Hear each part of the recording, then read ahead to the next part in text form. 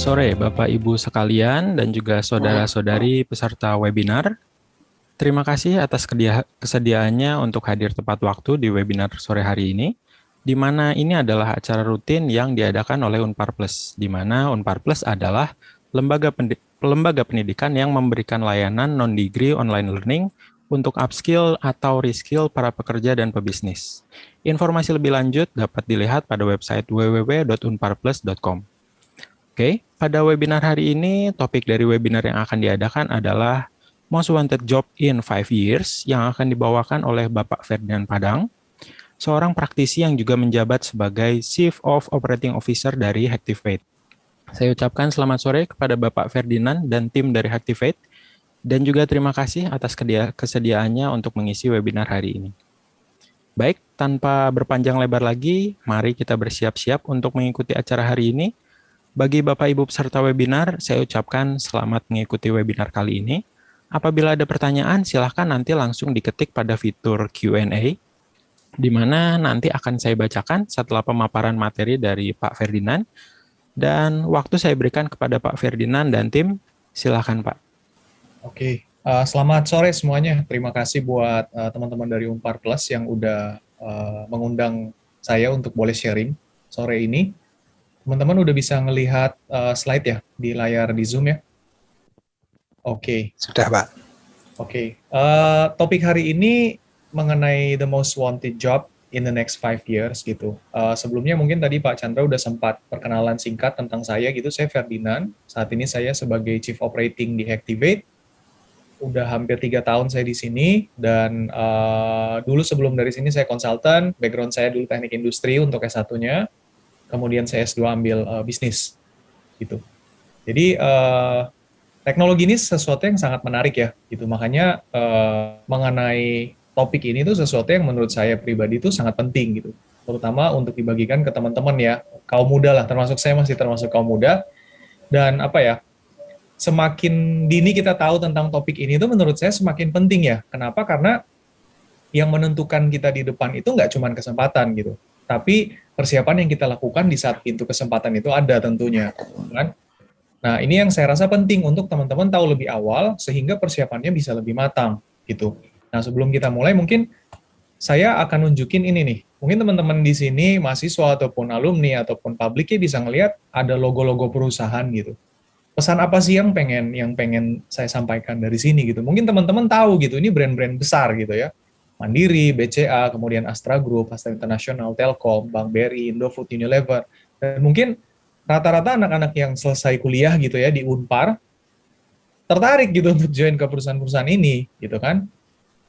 Nah, dalam 5 tahun terakhir ya, sekarang 2023 ya, kira-kira 2018, mulai dari 2016 atau 2018, itu ada shifting yang teman-teman pasti ada yang sadar, ada yang enggak, tapi perubahan itu terjadi gitu. Nih, apa sih yang berubah gitu dari 5 tahun belakangan sampai hari ini? Mungkin teman-teman akan mulai lihat ini gitu kan. Ada yang namanya OVO, ada yang namanya Gojek, Grab, Shopee, dan seterusnya. Dan mungkin yang lagi heboh saat ini, kalau teman-teman di audiens senang dengan bursa saham, ini Bukalapak nih, yang lagi menggembarkan dunia investasi gitu, karena ternyata oversubscribe. Artinya yang mereka buka dengan orang yang mau beli itu jauh lebih besar orang yang mau beli. Gitu. Makanya dia oversubscribe sampai 4 kali. Nah, ini menggambarkan bahwa perusahaan-perusahaan besar ya yang kita lihat itu nggak cuman perusahaan-perusahaan tadi yang bercokol selama itu.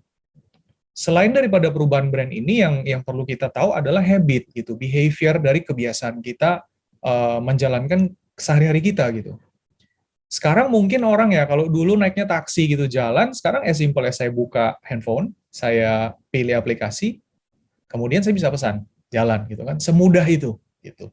Dari teknologi yang lama mungkin kita bawa flash ya, atau e-money-nya Mandiri untuk naik transportasi, mungkin sekarang semudah bisa scan pakai OVO gitu. Bahkan untuk parkir di beberapa mall atau beberapa perkantoran itu udah bisa scan QR-nya OVO. Dan mungkin yang paling convenient buat kita ya, terutama di corona saat ini, itu touchless transaction. Dibawa oleh siapa? Oleh teman-teman ini juga gitu.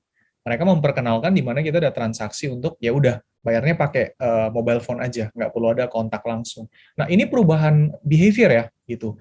Jadi perusahaan ini tuh tidak hanya memberikan sebuah produk, tapi mereka mempengaruhi bagaimana kita menjalani hidup dari bangun sampai tidur. Nah, kedepannya perusahaan-perusahaan seperti ini tidak akan berkurang. Itu yang saya percaya, karena di awal-awal masuk pertama kali ya, itu kan ada penolakan. Contoh misalnya Gojek, Grab, kemudian ada demo sana, demo sini gitu kan, kemudian ada pengerusakan. Lama-kelamaan memang kita mau nggak mau harus berubah ya, harus embrace. Itu yang saya lihat gitu. Pilihannya kalau kita mau tetap nolak, nggak gitu kan, teknologi ini nggak akan pernah nunggu.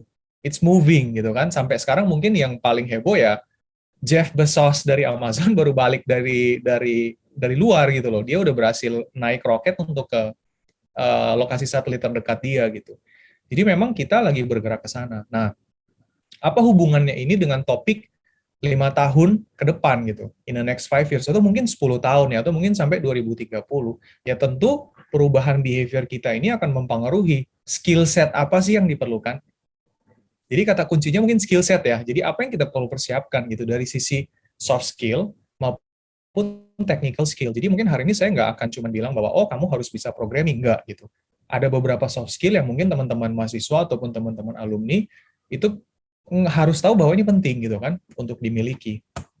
Nah, kita bicara data. Kenapa penting gitu kan? Setelah kita tahu brand-brand perusahaan besar, kemudian ada emergence brand yang tadi keluar, kita harus ngelihat bahwa pengguna internet setiap tahun itu naik terus gitu. Ini datanya dari Economist Report yang dibuat sama Google sama Temasek. Itu ini Southeast Asia ya. Jadi di Asia Tenggara itu setiap tahun dari 2015 sampai 2019 itu ada kenaikan yang signifikan 100 juta pengguna. Kemudian di 2020 itu tahun kemarin itu naik 40 juta gitu. 2021 pun saya rasa akan semakin intens gitu. Apalagi mungkin kalau saya ambil contoh yang paling simpel, kita sekarang kalau mau ke bandara itu diwajibkan ada peduli lindungi. Adanya kan di handphone. Gitu. Jadi otomatis penetrasi internet ini akan semakin kencang gitu. Akhirnya apa? Di saat users internet ini meningkat, maka kegiatan di dalam perangkat yang menghubungkan dengan internet ini akan meningkat gitu, akan naik. Kita bisa lihat dari ekonominya nih. Ini berdasarkan transaksi yang terjadi di digital ekonomi ya, kita bilangnya gitu, ekonomi digital di dalam satuan miliar dolar gitu. Jadi ini bukan miliar rupiah lagi tapi udah miliar dolar. Teman-teman bisa lihat tuh setiap tahun itu ada kenaikan dan itu in billions gitu. Dengan forecast yang disiapkan sama analis di report ini kira-kira di 2025 which is adalah 4 tahun lagi dari sekarang itu bisa mencapai 309 miliar dolar dan itu triliun pasti kalau di dalam rupiah gitu. Ini angkanya nggak kecil. Pertanyaan berikutnya, kita mau seperti apa gitu di Indonesia gitu? Sebesar apa sih? Ini kan bicara ASEAN kan, mungkin ada Thailand, mungkin ada Malaysia gitu. Kita lihat next-nya adalah ini internet ekonomi di Indonesia.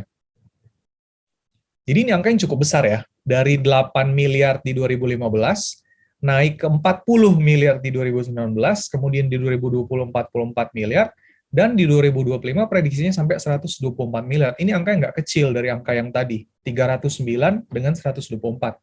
Jadi Indonesia itu hampir setengah dari digital ekonomi yang ada di Asia Tenggara. Nah, untuk mencapai ke sana, itu ada challenge nih yang dilihat sama para analis di Economist Report ini. Yang pertama itu adalah shortage dari worker atau talent crunch. Istilahnya mereka tuh biasanya ngomongnya talent crunch dengan skill yang tepat gitu kan. Kemudian kebutuhan akan reskilling gitu. Kalau tadi diperkenalkan di awal sama Pak Chandra ya mengenai Unpar Plus bahwa ini adalah salah satu platform buat teman-teman baik itu yang sudah bekerja maupun pengusaha pengen upskilling atau reskill gitu. Jadi kata-kata ini kita nggak bisa hindarin dalam waktu dekat dan akan terus menjadi sesuatu yang penting. Karena sekarang itu sesuatu tuh berubah dan menjadi kebiasaan untuk berubah gitu. Kalau kita perhatiin apps ya, itu kan suka minta update gitu kan. Nah, seperti itu pun dengan skill set kita. Jadi akan ada tuntutan untuk berubah. Nah, di saat kenaikan ekonomi ini terjadi, artinya digital ekonomi ini semakin besar, mungkin pertanyaan yang sering saya bertanya ke diri saya sendiri itu, saya mau menjadi peran apa di dalam digital ekonomi itu? Apakah saya menjadi orang yang turut berkontribusi dalam artian bahwa saya membangun digital ekonomi, atau saya menjadi konsumen di dalamnya? Tidak ada yang salah ya dari dua-duanya gitu, karena tanpa konsumen pun nggak akan jadi. Tapi kalau kita bisa menjadi orang yang dari bagian produktif ya, orang yang membangun si digital ekonomi dari sisi pembangunan produk, kemudian service gitu, jauh lebih baik gitu kan. Oke. Ini gambaran kira-kira ini dari World Economic Forum ya. Jadi ini nggak antah-berantah kemudian saya tetap masukin 20, nggak. Ini dari laporan World Economic Forum di 2020. Mereka memperkirakan kira-kira top jobs di global level ya, itu adalah ini gitu loh. Mungkin ini sesuatu yang buat teman-teman yang sekarang ya lagi kuliah atau baru lagi sambil kerja, ini bukan sesuatu yang aneh lagi gitu. Sesuatu yang udah kita sering dengar. Misalnya kita sekarang sering dengar data analis, kita dengar data scientist gitu kan, oh data science gitu kan. Kita ngomong AI, kita dengar machine learning specialist. Dan ini apa ya? Ini barang-barang yang sadar nggak sadar itu udah ada. Jadi gini, kalau teman-teman baca berita ya, ini hal paling sederhana saya kasih contoh. Baca berita di sebuah website agregator gitu. Mereka tuh udah pasang sebuah machine learning untuk ngelihatin behavior saya tuh senangnya ngelihat berita yang seperti apa. Next-nya itu feed kita akan diatur sama dia. Dikasihnya yang kita suka gitu. Yang lain contohnya mungkin Google ya. Kita ketik nih, makan ikan gitu. Nah, dia akan bisa prediksi next-nya apa, ikan bakar, ikan goreng, dan dia akan memberikan prediksi yang ya hampir tepat ya. Itu kan penggunaan teknologi gitu, machine learning untuk dia mau mengenal gitu, recognize kita next-nya apa. Selain itu ada big data. Big data ini masih bagian dari data science juga, kemudian digital marketing, kemudian proses automation. Ini sebenarnya sesuatu yang udah berjalan cukup lama ya, terutama pabrik-pabrik yang besar. Kebetulan dulu saya pernah juga intern di pabrik itu. Automation ini sangat membantu. Jadi saat itu saya sedang magang di pabrik X lah, gitu ya. Jadi saya nggak disclose namanya. Pada masa itu lagi heboh-hebohnya demo buruh. Nah, ada satu line production itu yang masih tetap berjalan, walaupun pada saat itu lagi ada demo buruh. Kenapa? Karena dia bergantung juga dari automation. Jadi ada robot yang bisa menggerakkan itu jalan sehingga line itu nggak stop gitu. Jadi hal-hal ini akan semakin ke depan tuh akan menjadi sesuatu yang diperhatikan gitu sama pebisnis. Selain itu ada business development professionals, kemudian digital transformation.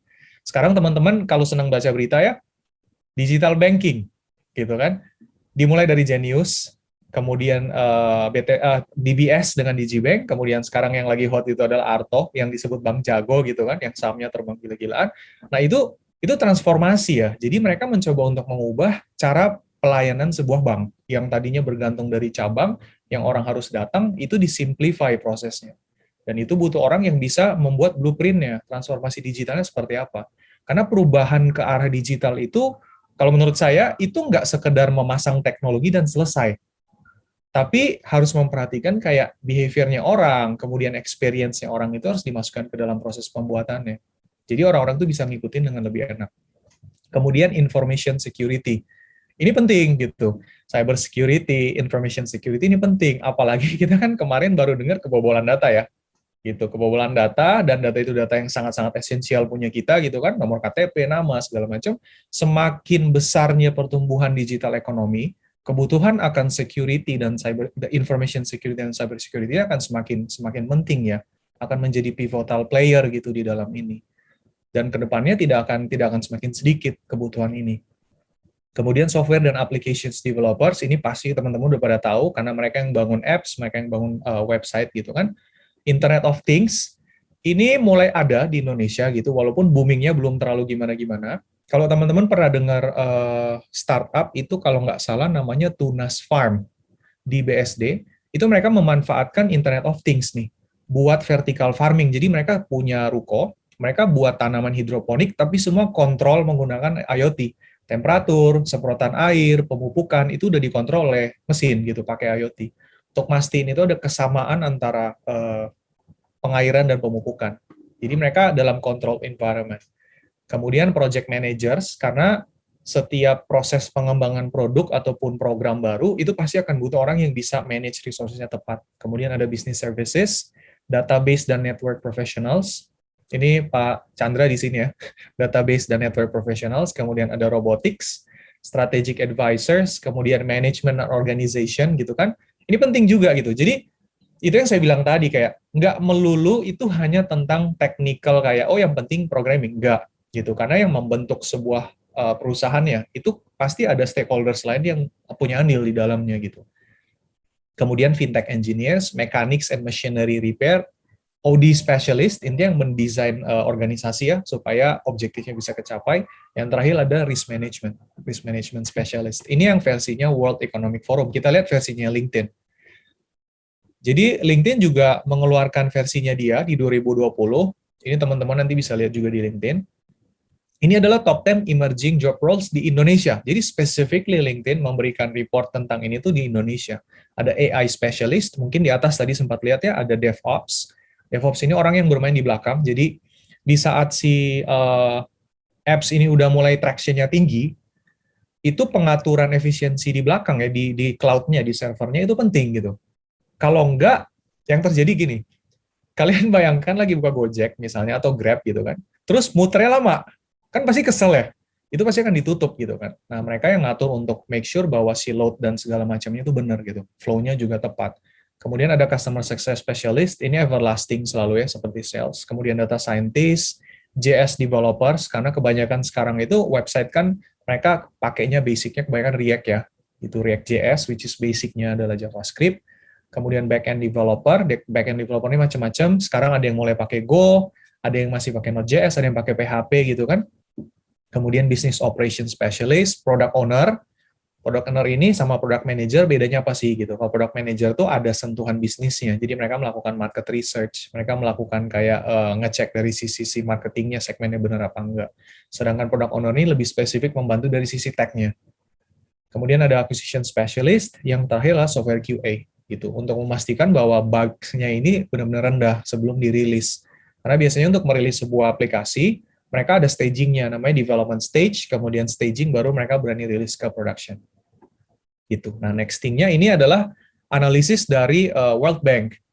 Angka ini terus terang bervariasi ya, jadi ada yang pakai versi 600.000, ada yang pakai versi 2.400.000, ada yang pakai versi 9 juta. Jadi tergantung siapa yang melakukan analisis.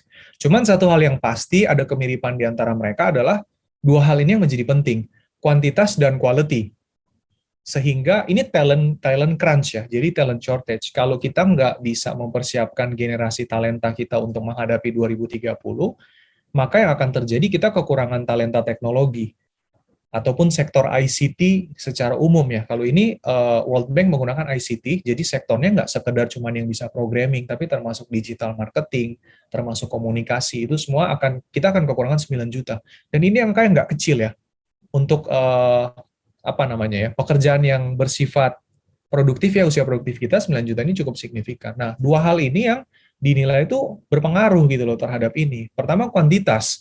Kalau kita bicara computer science specifically gitu ya, kita nggak ambil jurusan lain. Itu nggak semua orang lulus dari IT atau sarjana komputer mau kerja jadi programmer. Itu fakta gitu. Contoh, kakak saya dari BINUS, lulus, kerjanya nggak di situ, nggak di programming gitu kan.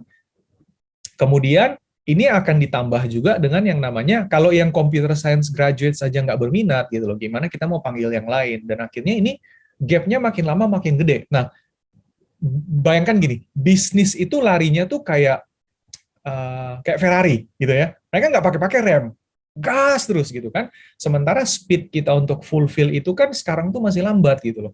Masih jalannya mungkin pakai Avanza. Nah, akhirnya makin gede gap-nya karena kita nggak ada perubahan yang signifikan ya dari cara kita fulfillment gitu.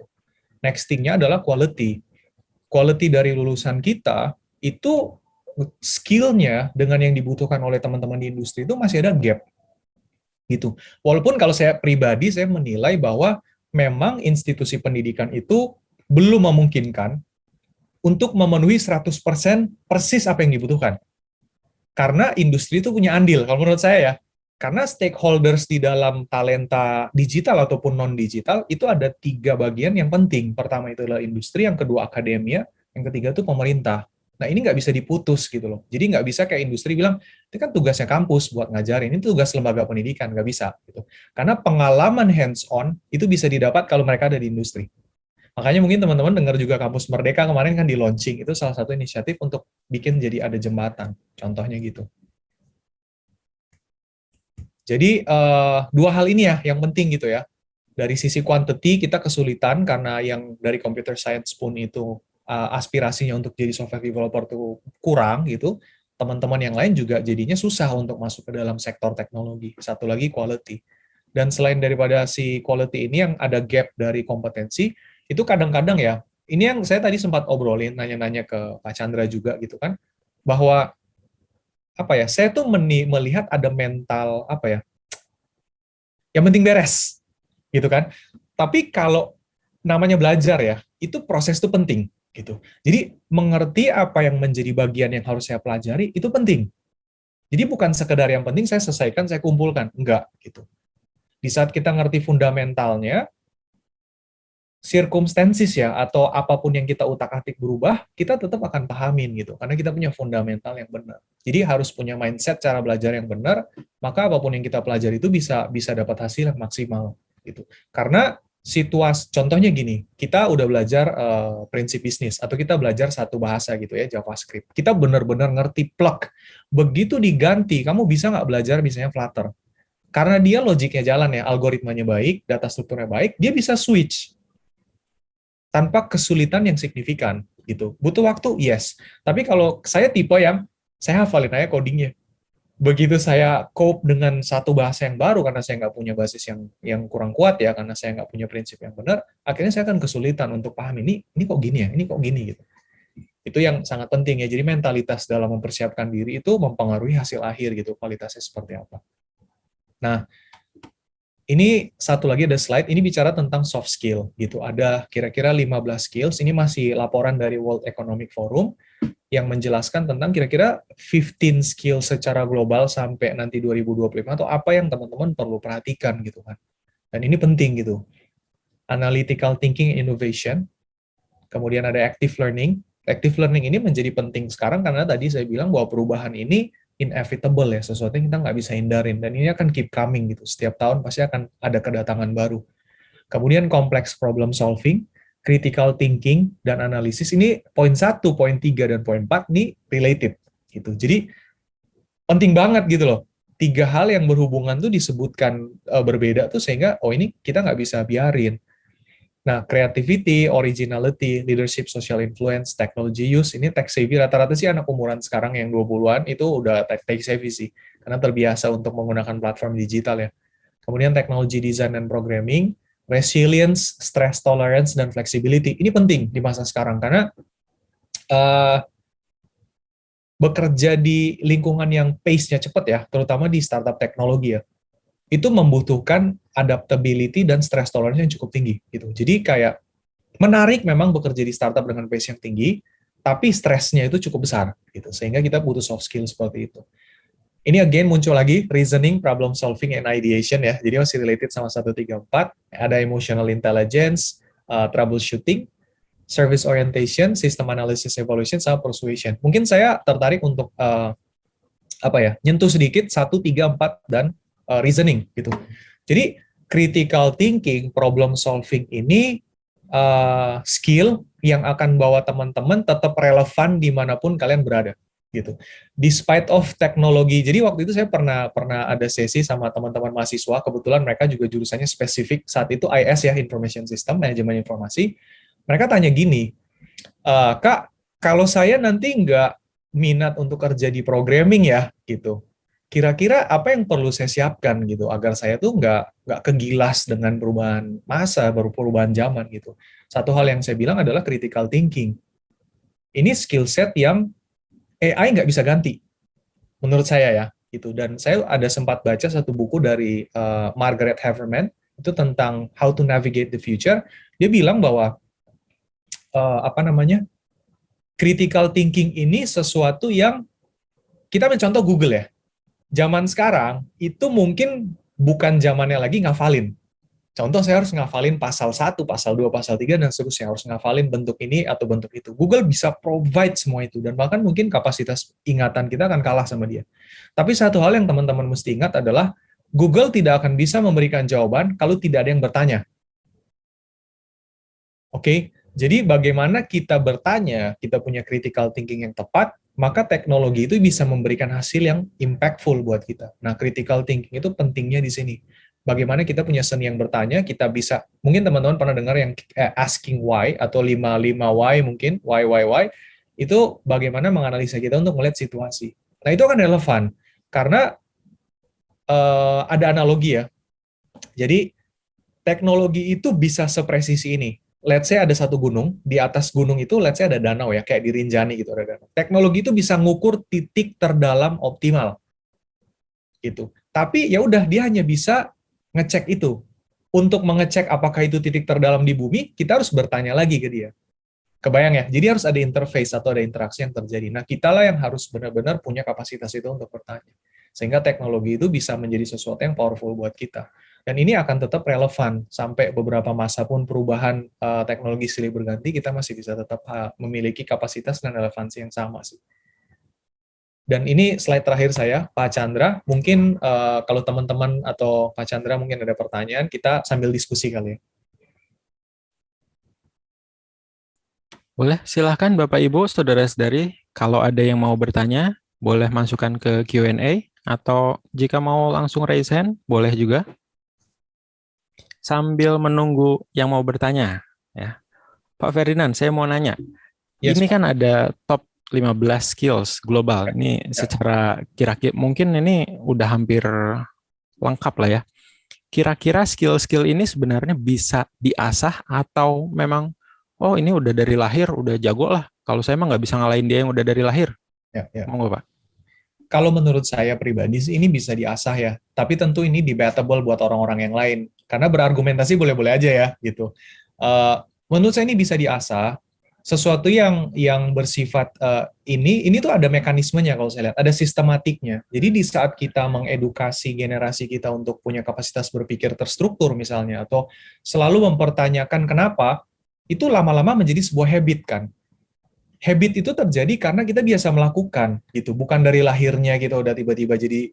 Kalau IQ oke lah ya, bawaan DNA ya gitu, itu sesuatu yang memang kita tahu lah secara biologis itu udah terbukti. Tapi bagaimana kita bisa menggunakan itu dipengaruhi dari kebiasaan kita gitu, dari pendidikan paling bawah kita, dari kita mulai SD, kemudian SMP dan seterusnya. Di saat kita dibiasakan untuk bertanya, jadi ini saya refer ke satu lagi referensi yang saya baca gitu ya, the beautiful of questions gitu. Jadi dia bilang bahwa anak-anak itu titik optimal ya, mulai dia berpikir kritis itu adalah mulai dari dia mulai bisa bicara sampai di SMP kelas 1.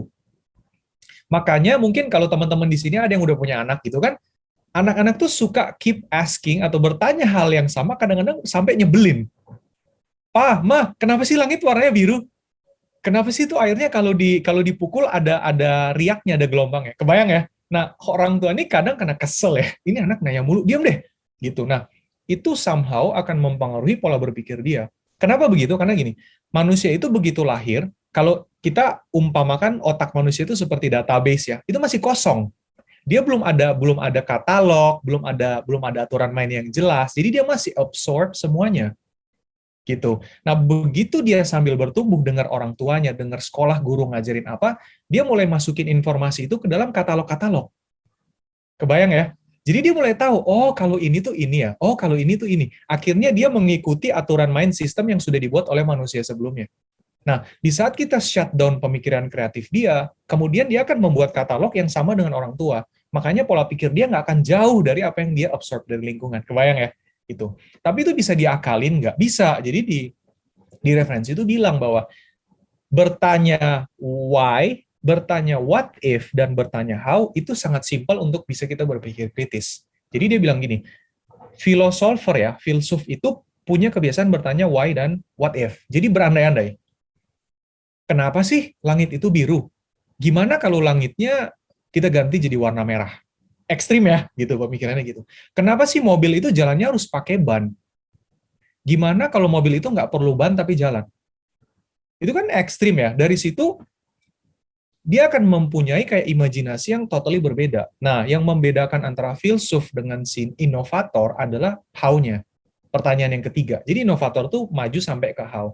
Ada satu orang itu yang dia kecelakaan ya. Pada saat itu kaki palsu itu sangat-sangat jelek modelnya dan tidak fungsional. Nah, yang dia lakukan adalah dia bertanya 3 hal itu. Gimana kalau bentuk kakinya tuh kayak kaki citah misalnya? Apa yang terjadi? Sekarang dia itu salah satu inventor yang membuat kaki palsu ya, yang bisa dipakai buat lomba lari.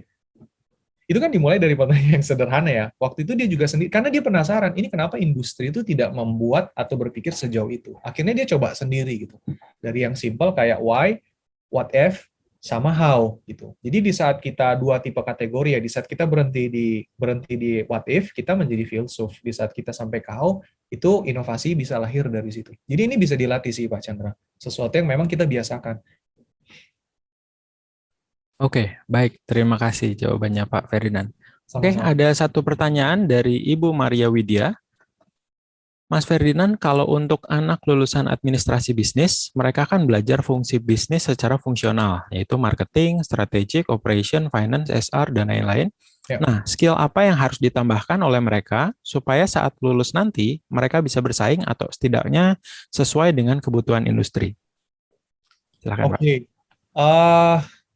Mungkin apa ya?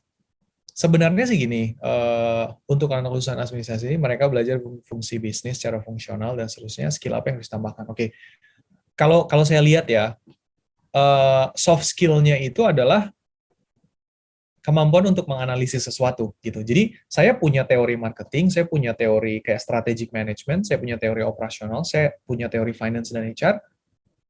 Itu it's a good thing gitu. Cuman di saat kita masuk ke industri, kapan saya harus pakai sesuatu, kapan saya harus mengubah sesuatu dengan teknologi atau framework yang lain, itu yang penting dari sisi soft skill ya, gitu.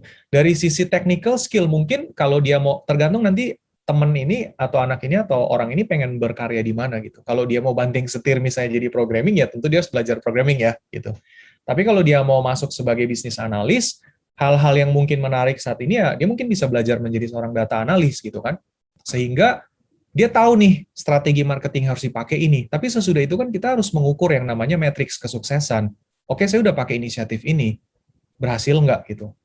Keberhasilannya itu seberapa persen gitu kan? Kemudian gapnya seberapa? Itu kemampuan menganalisis sebuah data, termasuk data chart gitu kan? Nah mungkin sekarang yang ada, contoh misalnya kayak di Hacktivate ada program data science gitu kan? Kita bagi programnya itu 3 step gitu kan. Yang awal mereka mempelajari yang namanya data analisis, data visualisasi. Untuk apa? Untuk kebutuhan bisnis gitu. Dan ini practical skill ya, ini bukan sesuatu yang kayak teori base banget. Jadi mereka belajar bahwa kalau ada sebuah konteks bisnis, cara saya untuk membantu decision maker melakukan keputusan yang tepat itu seperti apa? Dengan cara saya memvisualisasikan sesuatu, menunjukkan ada sebuah pattern, menunjukkan ada sebuah gap gitu kan. Sampai ke tahap yang paling tinggi mungkin dia belajar yang namanya menggunakan automation ya dengan machine learning gitu. Nah kalau dia mau berkarir di sektor teknologi mungkin skill set yang paling pas ya kalau jadi programming pasti ambil programmer atau ya product owner atau project management itu skill yang penting gitu. Jadi tergantung nanti industri yang dia akan kerja tuh di field yang seperti apa sih mungkin buat Mbak Maria ya. Mungkin kalau bisa dielaborate lebih lanjut ini lebih enak nih pertanyaannya kayak apakah itu tadi menjawab, apakah ada sesuatu yang lebih pengen digali lebih lebih jauh gitu kan? Oke, mungkin sekalian saya menambahkan ya. Jadi Ya, tadi di slide-slide sebelumnya itu ada 20 job roles global increasing in demand. Ini kan berarti di seluruh dunia ya, bukan hanya di ya, Indonesia saja. Dan tentunya ini tidak hanya diisi oleh orang-orang teknik seperti teknik informatika dan lain-lain. Pastinya juga boleh untuk yang misalkan dari administrasi bisnis atau ini ada pertanyaan lagi dari Pak Putra Putra yang dari lulusan hukum, pasti itu ada. Betul nggak Pak? kenapa tuh Pak? Jadi job roles yang di 20 job roles ini Hmm. tentunya ini tidak hanya akan diisi oleh orang-orang informatika saja, Ya, pasti ya, non-informatika juga ya, ya, akan bisa. ya, Betul, Pak. ya, betul, betul, betul. Jadi jangan takut, tentunya harus ada, tadi mungkin Ibu Maria Widya takut, wah saya nggak punya hard skill nih. Tentunya bisa diisi oleh yang lain, misalkan soft skill-nya gitu ya. Ya, Betul. betul, betul, betul. Baik, kita ke pertanyaan selanjutnya, Pak. Pak, kalau lulusan hukum, hard skill apa lagi yang perlu dipelajari untuk mendukung daya saing di industri saat ini? Kemudian, apakah lulusan hukum juga perlu punya skill data analysis, programming? Ya, Menurut pemahaman Bapak, sekarang apalagi yang harus dimiliki oleh lulusan sarjana hukum? oke. Silakan, Pak. Thank you pertanyaannya buat dari Pak Putu.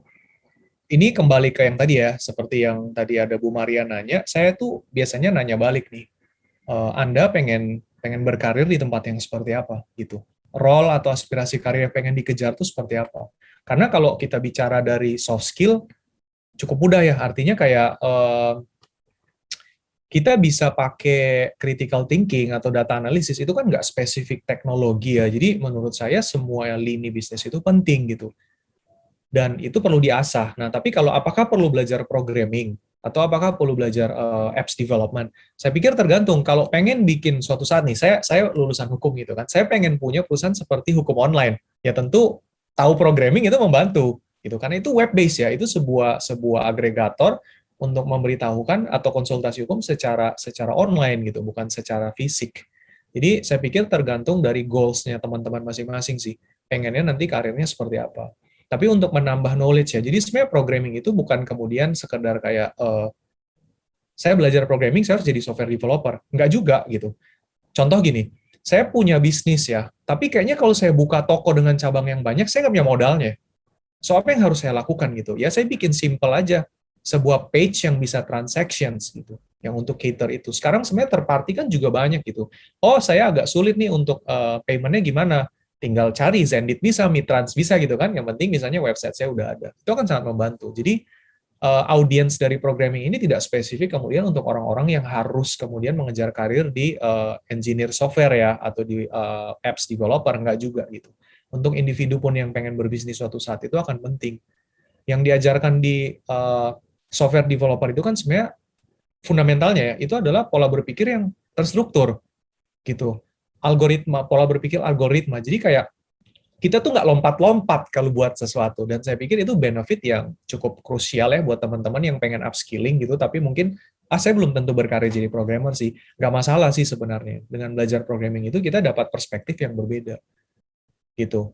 Kalau saya lihatnya gitu Pak Chandra dan Pak Putu ya. Jadi tergantung kebutuhan, balik lagi gitu, pengennya apa. Tapi setiap proses yang kita pelajari itu akan berkontribusi terhadap nilai intrinsik kita secara pribadi gitu. Kayak saya ambil contoh misalnya Elon Musk ya.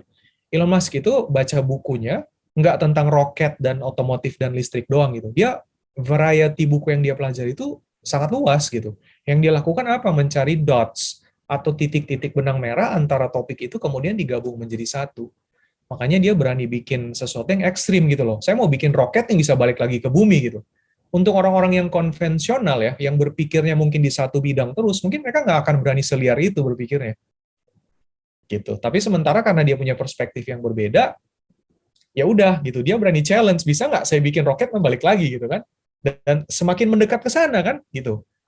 Sesuatu yang mungkin sebelumnya tuh orang-orang nggak berani lompat ke sana. Atau mungkin contoh yang lain Tesla gitu kan. Salah satu electric cars atau electric vehicles yang cukup fenomenal, di mana jarak tempuhnya cukup jauh gitu. Terus terakhir dia mau keluarkan trucks gitu kan.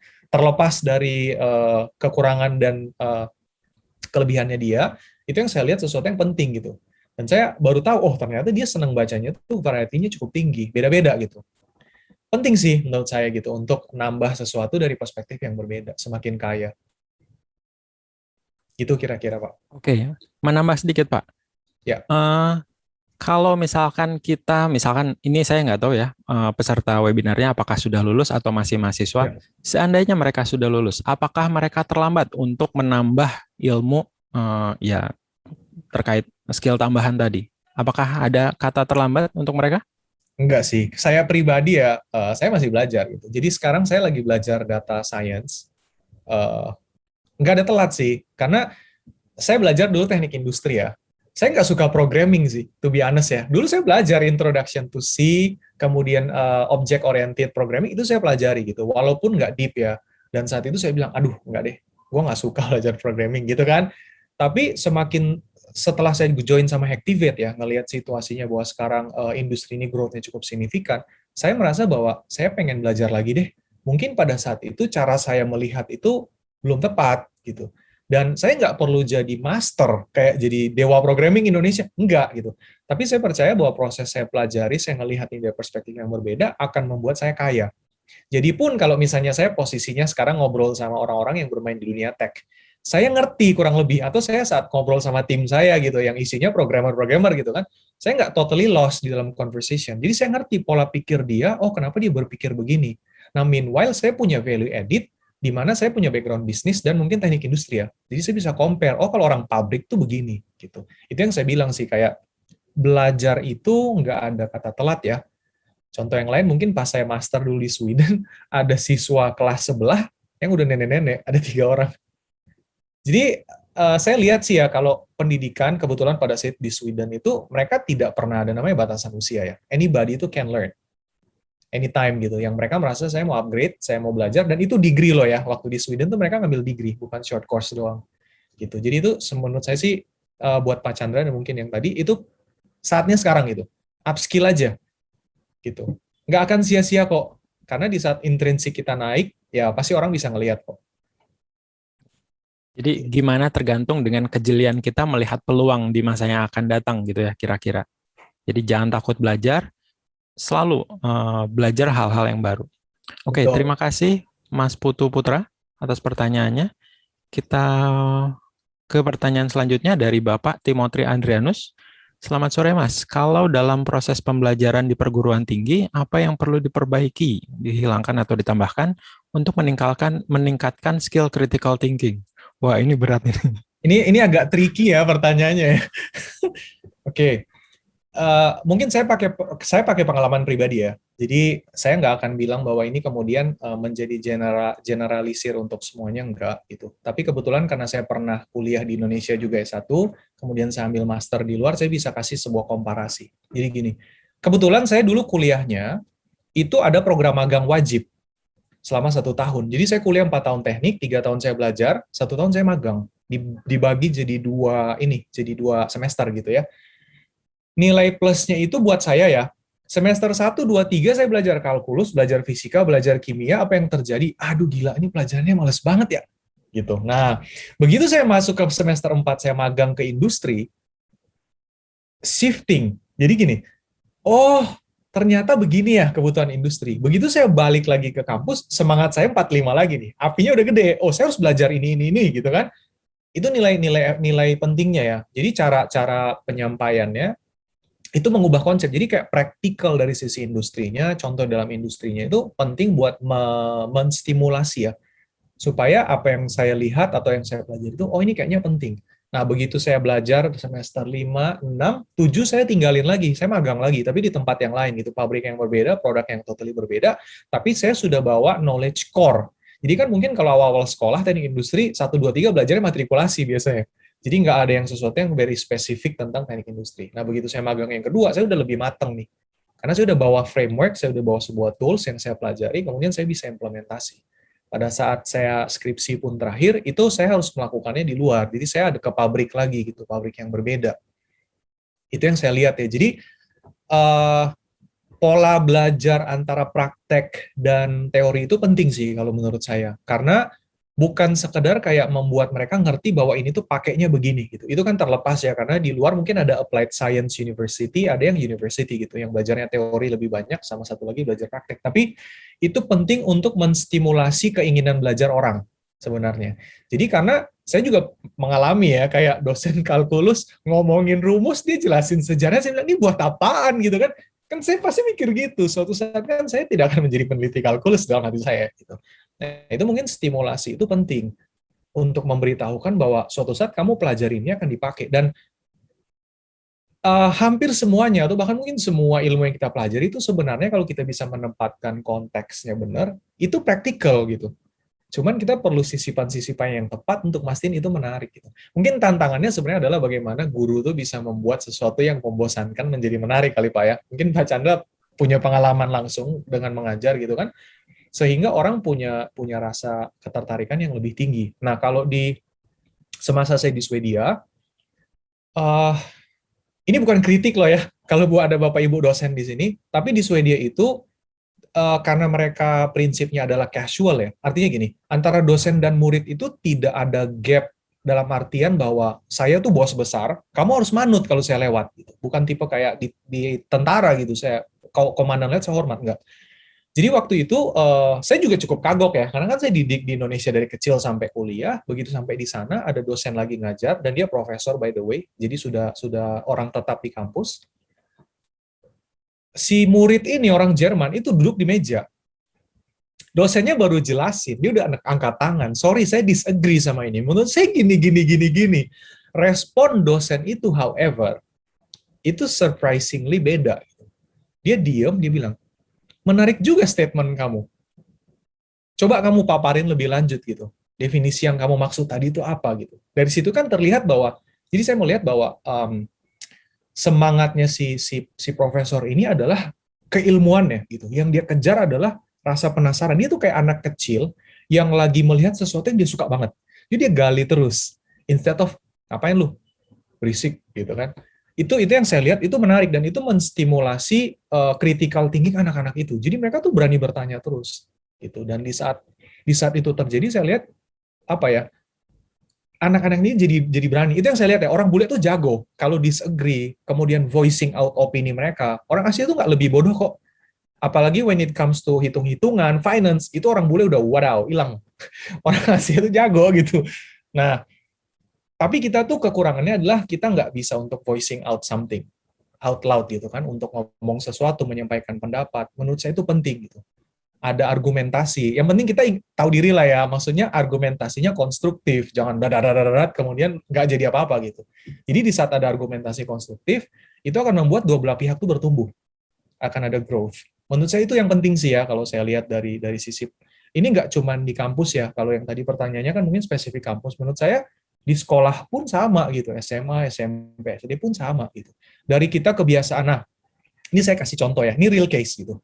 Tapi ini analisis saya ya. Jadi di saat anak-anak itu masuk ke misalnya program pelatihan Activate, yang dilakukan adalah mereka mendengarkan apa yang diajarin, mengikuti apa yang diajarin, persis kayak gitu.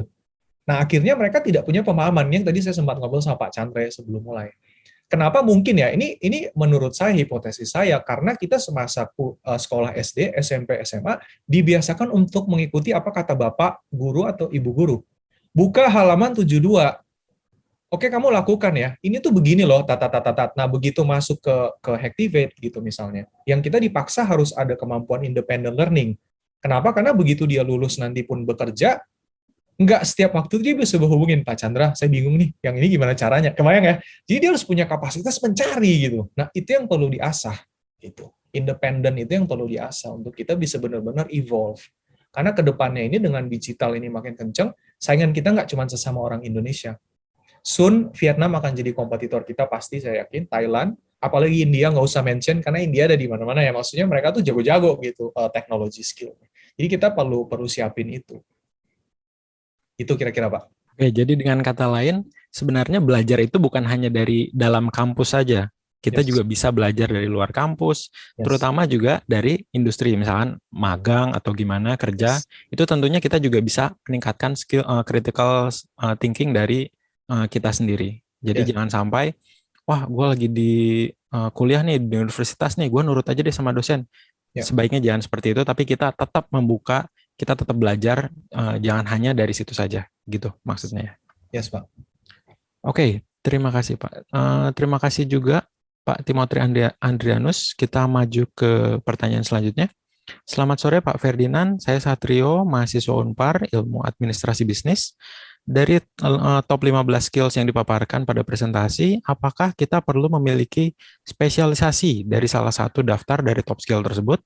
Atau setidaknya kita bisa memahami semua tanpa harus menjadi spesial di satu titik, agar bisa bersaing dan bisa fit dengan kebutuhan industri di masa yang akan datang? Silakan Pak. Oke, thank you buat pertanyaannya. Kalau mengenai soft skill, kalau saya sih kelompokkan ada dua ya. Jadi ada skill yang memang itu necessary, jadi bukan opsional. Misalnya critical thinking, kemampuan untuk berkomunikasi atau mengkomunikasikan ide, itu bukan opsional. Itu sesuatu yang kita harus punya. Definitely. Siapapun kita, mau jadi lawyer, mau jadi programmer, ataupun mau jadi seorang bisnis analis, kita harus punya itu sih menurut saya. Karena itu basic skill gitu kan, apapun despite of ini. Nah, kalau leadership misalnya ya, itu tergantung. Apakah memang kita seseorang yang punya keinginan untuk melaju ke posisi kepemimpinan? Baru kita akan menguasai yang namanya leadership. Tapi kalau saya aspirasinya adalah menjadi seorang spesialis, gitu kan? Saya nggak mau punya tim, tapi saya jadi orang yang jago banget misalnya tentang marketing, gitu kan? Marketing spesialis. Ya nggak wajib banget sebenarnya sih untuk belajar leadership ya. Tapi ada beberapa yang esensial atau core kita harus punya gitu basicnya. Salah satunya tadi critical thinking, kemudian kemampuan untuk bertanya dengan benar, kemudian voicing out ideas-nya kita di saat kita ada pertanyaan, kita harus bisa nanya gitu. Itu sangat basic karena siapapun Anda, kalau kita punya opini dan kita nggak bisa voicing out, yang terjadi di belakang biasanya miskomunikasi. Dan kalau miskomunikasi terjadi, itu kita harus pademin api biasanya. Dan itu repot, gitu kalau kita harus pademin api di belakang. Jadi mending kita prevent di depan. Gitu sih jawaban saya. Jadi tergantung nanti karirnya mau kemana gitu. Setiap karir itu pasti akan punya opsional yang berbeda-beda, tapi di semua karir itu ada basic skills yang memang kita harus punya. Gitu. Nggak bisa ditawar-tawar sih. Tentunya dengan semakin banyak yang kita bisa, itu akan lebih baik lagi buat kita. Ya. Oke, terima kasih Pak Satrio Nur Wicaksono. Kita ke pertanyaan selanjutnya, Pak Antonius Susanto. Selamat sore, Pak. Bagaimana cara mengasah skill emotional intelligence? Fundamental apa yang perlu dimiliki oleh seseorang untuk yang baru mau memulai kerja? Oke, ini mungkin bukan ranah saya yang benar-benar ya. Mungkin harus tanya teman-teman yang mempraktisi di psikologis ataupun personal development. Cuman emotional intelligence ini kan luas ya. Maksudnya nggak cuma satu skill kemudian itu emotional intelligence gitu. Misalnya gini, cara kita bisa berempati sama rekan ataupun sama tim gitu kan ataupun sama atasan itu emotional intelligence gitu. Kemudian bagaimana kita menghandle stres itu menurut saya emotional intelligence gitu. Karena kalau kita nggak bisa handling stres dengan benar, dua nih pilihannya. Kita cabut atau kita toxic gitu atau kita akan destroying anything gitu kan. Itu emotional intelligence juga. Jadi apa ya, yang perlu dilakukan adalah mungkin mulai dari sesuatu yang sederhana. Mungkin kita perlu cek dulu nih list of emotional intelligence-nya apa aja sih yang dilihat gitu kan. Yang paling gampang mungkin ya empati ya. Empati, kemudian bisa ngelihat kondisinya orang. Karena suatu saat jika kita bekerja ya, kita akan berkolaborasi dengan orang lain gitu. Jadi di saat kita punya kapasitas untuk mengatur apa yang kita punya dengan baik, dalam artian ini emosi ataupun mengerti situasi lawan, itu akan sangat membantu di dalam kita berkoordinasi. Karena komunikasi di antara tim, kemudian mengerti situasi, jadi tahu gas remnya gitu loh. Itu akan membantu banget gitu loh. Apalagi kalau kita punya technical skill yang mumpuni. Gitu sih kalau saya lihat ya. Jadi kayak tergantung sih nanti emotional intelligence ini akan fokusnya kemana gitu. Salah satu yang paling saya tahu sih adalah ya berempati ya contohnya. Oke, mungkin ini juga bisa menjawab pertanyaan. Mungkin pada saat kita melamar pekerjaan itu kan biasanya ada psikotes ya. Nah, psikotes itu kan akan melihat ya emosional, teknikal, dan lain-lain. Mungkin Bapak-bapak Ibu yang ada di sini sebagai peserta mungkin kalau mau mengasah, wah apa nih yang perlu diasah lagi nih buat diri saya, mungkin bisa untuk masuk ke ya istilahnya psikotes itulah untuk mengetahui apa yang perlu ditingkatkan. Oke, terima kasih atas pertanyaannya. Kita masuk ke pertanyaan selanjutnya dari Denira Nurhadi. Selamat sore Pak Ferdinand, apakah ada metode atau cara yang bisa kita terapkan agar kita bisa selalu evolving di masa yang sangat kompetitif saat ini? Terima kasih Pak. Bisa tetap evolving, harus jadi learner sih ya, kalau saran saya. Maksudnya keep learning aja. Keep learning yang relevan ya, yang maksudnya memang kita rasa ini akan berguna buat kita gitu. Jadi don't stop learning, jangan berpuas diri ya kalau menurut saya. Artinya kayak oh ya udah saya udah paling jenius nih, saya udah bisa semuanya, ya udah titik kita berakhir di situ. Kan ada pepatah ya bilang bahwa hidup ini sampai mati itu proses belajar gitu. So yeah, we have to keep learning gitu di setiap step, dan itu yang akan membantu kita untuk evolve sepanjang perjalanan kompetisi ini. Selalu awas gitu ya, selalu be aware what's happening di sekitar kita. Kalau yang tadinya nggak suka baca-baca berita atau apa, coba mulai untuk suka baca gitu. What's happening gitu. Nggak selalu tentang kayak politik, nggak selalu tentang apa. Baca beberapa variety. Kita bisa pilih, bisa ngelihat ini. Di saat kita ngerti situasi di sekeliling, kita tahu cara untuk mempersiapkan diri seperti apa. Tapi kalau kita menjadi orang yang ignoran ya, yang ya udah bodo amat deh gitu. Ya udah, kita akan kesulitan untuk next step-nya mau ngapain gitu kan. Nggak ada goal yang tepat gitu. Jadi di luar daripada itu mungkin dalam scope yang lebih kecil, kita rajin-rajin untuk ngobrol gitu, mungkin ngobrol sama alumni atau dalam konteks kampus ya, ngobrol sama alumni, mungkin ngobrol-ngobrol sama komunitas gitu ya, yang punya satu tujuan yang sama gitu, pengen belajar tentang elektro gitu misalnya. Dari situ kan ada aspirasi yang akan bangun kita, sehingga kedepannya kita tahu nih plan-nya mau gimana gitu, dan apa yang harus kita lakukan next-nya. Lebih ke sana ya mungkin kalau saya lihat ya.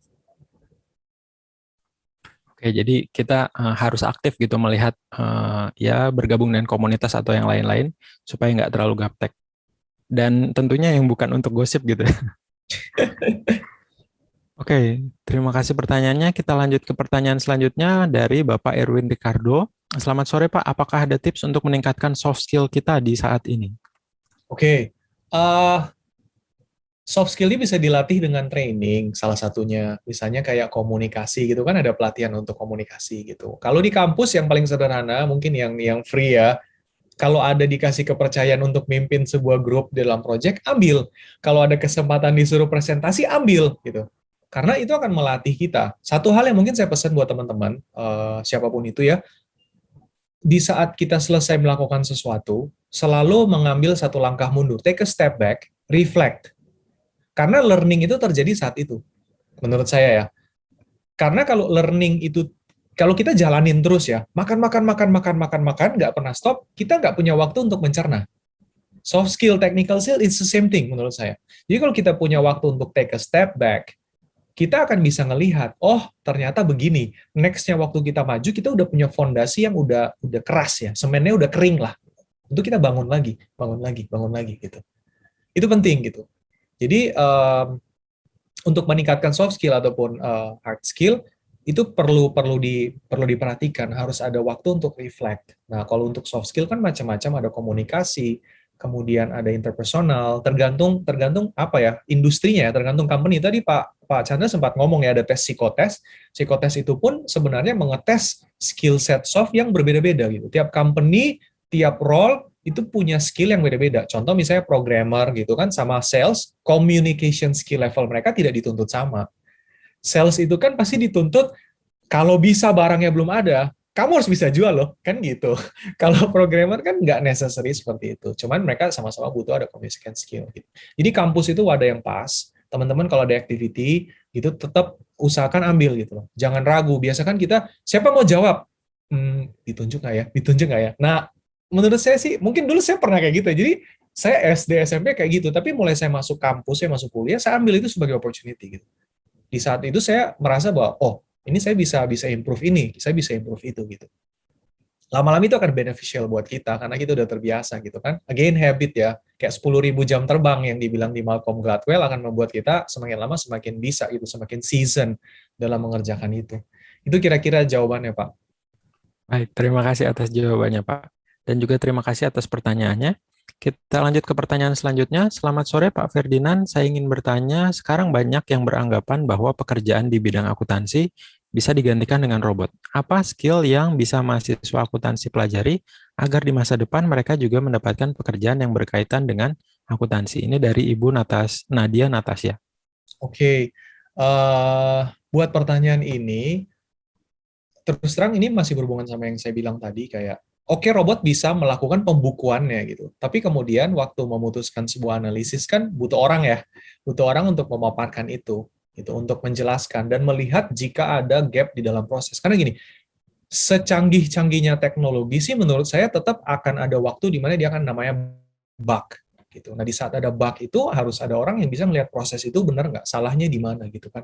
Jadi skill yang sangat relevan untuk kita improve dari sisi itu. Ini saya nggak nyentuh ke bagian kayak sertifikasi CPA gitu kan, karena itu mungkin tetap akan relevan. Artinya kayak CPA dalam waktu dekat mungkin nggak akan hilang ya, gitu.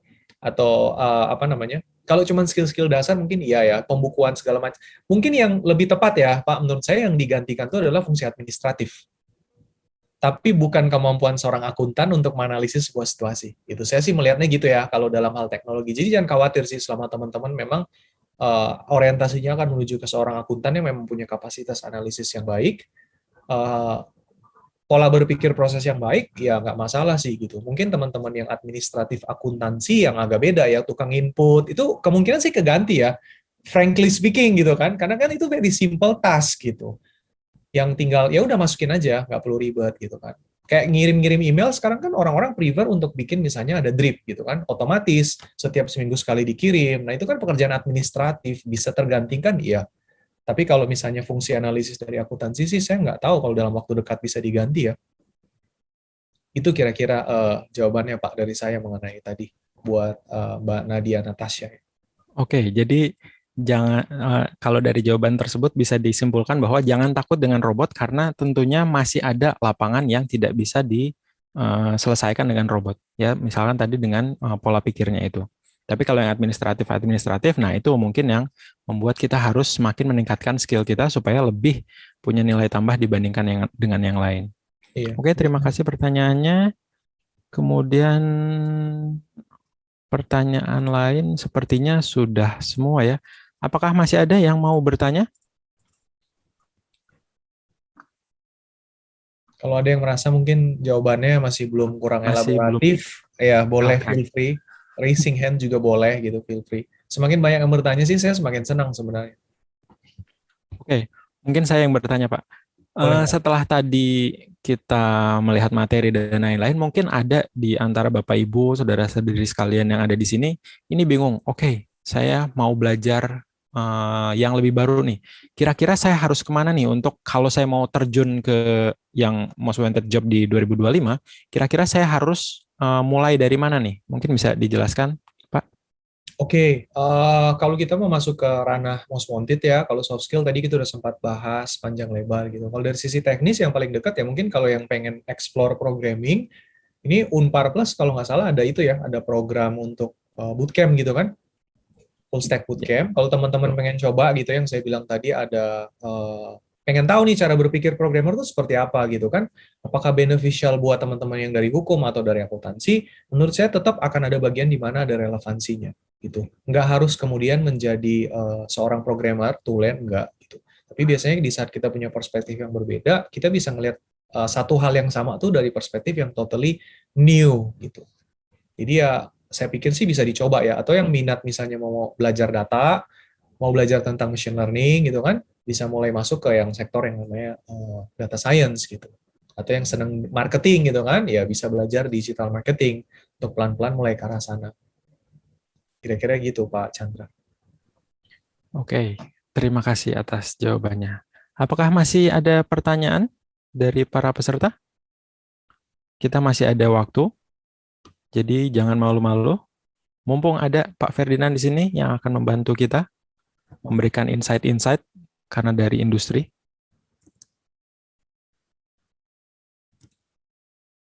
Kalau tidak ada yang mau bertanya, mungkin ada yang mau langsung open mic gitu. Ya, Silahkan, raise boleh hand dong. saja. Mungkin saya penasaran sama apa ya Pak Chandra ya, kayak itu ada yang raising hands tuh. Oh Kayak iya, struggle-nya teman-teman tuh apa gitu kan, yang menjadi sesuatu yang pain points gitu, kita bisa obrolin gitu biar lebih clear. oke. Ini ada yang mau bertanya, Pak? Dari Ya, Satrio Nur Wicaksono. Tadi sepertinya sudah bertanya. Silahkan, kalau mau bersuara, silahkan di-unmute. Izin bertanya, saya Satrio. Sudah terdengar suara saya, Pak? sudah. Sudah, silahkan. Ya, Saya kan sudah di semester akhir, mahasiswa semester ya. akhir. Nah, saya sedang ada fase di mana saya sedang memikirkan apakah untuk bekerja dulu, mencari pengalaman dulu di dunia kerja, atau meningkatkan soft skill atau hard skill yang bisa saya untuk menjadi value added diri saya sendiri. Nah, menurut Bapak sendiri, apakah Bapak bisa, saya meminta pandangan Bapak, apakah lebih baik untuk learning by doing atau belajar dulu soft skill sama hard skill yang mungkin saya sukai, atau ikutin aja dulu pengalaman yang ada, terus nanti atau yang kurang baru ditambah-tambahin gitu Pak. Terima kasih Pak. Mungkin saya nanya dulu Satrio sebelum Satrio cabut ya. Satrio sendiri background pendidikannya sekarang kayak jurusannya apa? Kemudian pengennya berkarirnya seperti apa gitu? Saya di mahasiswa ilmu administrasi bisnis di Unpar. Oke. Nah, saya ini masih gambaran aja sih Pak. Saya pengennya kerja di salah satu. Saya ngelihat kayaknya asik nih kalau kerja di instansi seperti BEI atau OJK gitu-gitu Pak. Atau di Bank Indonesia. Ya. Paham, oke. Kalau gitu sih menurut saya gini, tergantung resources yang Satrio punya saat ini. kalau bisa jalanin hands-on learning, jadi kita sambil kerja, sambil upskilling, itu posisi ideal ya, gitu kan. Tapi manajemen waktunya harus diperhatikan. Jadi kalau misalnya ada kesempatan untuk langsung terjun, menurut saya langsung terjun aja, nggak masalah gitu. Tergantung privilege yang dipunyain. Karena kadang-kadang gini, di saat opportunity itu ada dan kita nggak ambil, next thing-nya adalah belum tentu pintu yang sama kebuka gitu. Tapi kalau misalnya dirasa, oh saya merasa bahwa saya belum ada gap, masih ada gap, saya belum bisa untuk lompat langsung, ya untuk upskilling dulu sih nggak masalah. Tapi kalau misalnya opportunity-nya udah kebuka, lompat aja sambil Satrio upskilling kali ya gitu. Karena cukup banyak kok orang yang ngambil-ngambil kelas malam gitu kan, yang ngambil-ngambil kelas tambahan untuk dia tambahin skillnya sambil itu yang mungkin yang saya bilang tadi, kalau pengalaman saya pribadi di saat saya masuk ke industri, pas balik ke kampus tuh excitementnya beda gitu. Dibanding pada saat saya baru pertama kali masuk kampus, ini pelajaran apaan gitu kan. Begitu masuk ke industri, saya ngeliat, wah ini saya harus belajar ini gitu. Mungkin itu akan membantu secara psikologis tuh stimulan kamu untuk belajar sesuatu yang baru. Lebih excited. Kira-kira gitu Satrio, membantu menjawab nggak untuk next step-nya? Makasih Pak, membantu menjawab, soalnya itu membantu saya untuk menambah pandangan saya, karena saya sekarang lagi mulai merencanakan untuk apa yang harus saya kerjakan ke depannya. Makasih Pak. Sama-sama Satrio. Oke, sedikit menambahkan, kesempatan tidak datang 2 kali ya, mungkin 3 kali, 4 kali. Enggak. Jadi selama ada kesempatan, langsung diambil saja, tenang saja, pasti nanti kita bisa berkembang sesuai dengan keadaan. Oke, ternyata tadi sudah belajar juga ya, Mas Satrio, untuk open mic, untuk mempelajari, menambah soft skill-nya gitu, langsung dipraktekkan. Apakah ada yang mau bertanya lagi? Silahkan. Mumpung masih ada waktu.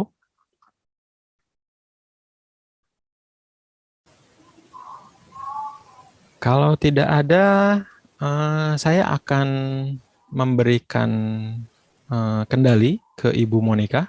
Ibu Monica, apakah hadir? Baik. Hadir dong. Silahkan Bu, waktu saya persilahkan. Oke, boleh. Halo semuanya, perkenalkan nama saya Monica dan saya di sini akan mewakili tim Unpar Plus untuk sesuatu hal yang boleh minta tolong di share screen nggak presentasinya? Oke. Ya, Unpar Plus Full Stack JavaScript Bootcamp. Tapi sebelum kita masuk ke sini nih, aku pengen tahu dulu dong, teman-teman partisipan yang ada di webinar ini tuh domisilinya rata-rata di mana ya? Pada tinggal di mana gitu? Boleh bales di kolom chat kah? Di type? Bisa di Jakarta, atau di Bandung, atau di Bogor, Jakarta, atau misalnya di Papua kah? Bandung. Ada yang dari Jogja atau tidak? Depok? Oke, siap. Dekat rumah saya. Bekasi? Aduh, jauh ya. Aduh, jauh banget Bekasi. Jakarta. Aku lebih prefer ke Bandung daripada ke Bekasi, Mbak Malinda. Ada lagi? Rata-rata Jakarta sama Bandung nih ya, berarti. Bandung. Oke. Pertanyaan selanjutnya yang ingin aku tahu nih, lebih gali lebih dalam untuk teman-teman. Rata-rata nih yang pada ikut webinar ini, apakah masih kuliah, atau sudah lulus, atau sudah lulus dan bekerja, atau misalnya masih sudah lulus tapi baru banget, fresh from the oven gitu. Boleh di-type kah di kolom chat lagi? Sudah lulus dan bekerja. Ada lagi kah? Kuliah, masih kuliah Bu, kuliah. Ya, tadi Mas Satrio tadi ya yang muncul sebagai salah satu orang-orang yang bertanya kepada Bapak Ferdinand. Lulus dan bekerja, udah lulus dan bekerja, fresh graduate, SMA. Oke, siap. Kuliah sambil kerja, Kak. Oke. Nah, aku pengen tanya dong, rata-rata nih yang pada masih kuliah, atau yang udah lulus tapi bekerja, atau yang baru lulus banget, itu tuh background pendidikannya apa? Apakah akuntansi, ekonomi, manajemen, atau misalnya emang ada hubungannya sama IT, atau komunikasi, atau apalagi sih yang ada sekarang, bisnis ya. Bolehkah di-type rata-rata sekarang pada di bidang industri apa? Hukum. Terus ada lagi kah? yang mau share sekarang lagi pada aktif di dunia apa atau background-nya dari apa? Ekonomi manajemen. Oke, administrasi bisnis. Oke, agribisnis. Oh, jadi emang nggak ada yang backgroundnya IT ya di sini ya? Apakah ada yang backgroundnya IT apa tidak ada sama sekali? Oke, baiklah. Oke, lanjut lagi ya kalau gitu. Nah, aku ngecat sesuatu nih. Nah, ini dari daftar nomor 1 sampai 10 itu tadi adalah yang aku ambil dari presentasinya Pak Ferdinand kebetulan. Ini kan ada data dari LinkedIn di Indonesia. Sebenarnya apa sih yang kira-kira lagi dibutuhin sama para pencari kerja, sama para perusahaan yang mencari employee-nya kan. Nah, kalau misalnya teman-teman punya kesempatan untuk bisa memilih pekerjaan apa dari antara 10 ini yang ingin teman-teman tekuni, misalnya, despite all the backgrounds ya, teman-teman pengennya coba jadi apa sih dari 10 ini? Bolehkah di-type jawabannya? Kalau aku pengennya 7, Business Operation Specialist sebenarnya. Kalau yang lain gimana? Business Operation Specialist juga, oke. Terus kalau yang lain nih, adakah yang mau share? Kalau ada kesempatan pengen apa? 4, Data Scientist, oke. JavaScript Developer. Terus ada lagi? Yang kira-kira pengen? 8 tuh Product Owner, oke. Terus Business Operation Specialist, 7 atau 8 Business Operations atau Product Owner.